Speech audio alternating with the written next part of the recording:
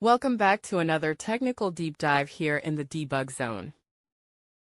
Today, we're tackling a big question and breaking it down with insights from other users. Hopefully, this clears up some misconceptions and helps you get the answer you need. So buckle up, stay a little curious, and let's jump right in.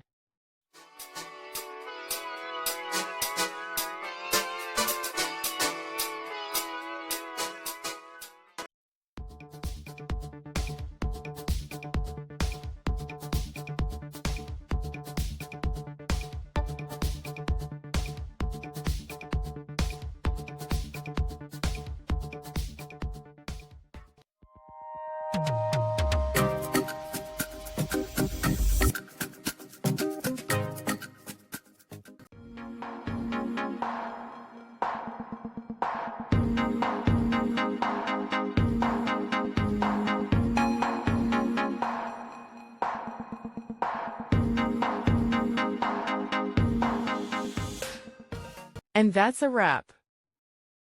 I hope you found the answer you were looking for.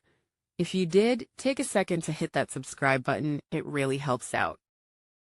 And let me know in the comments which solution worked best for you. See you next time in the debug zone.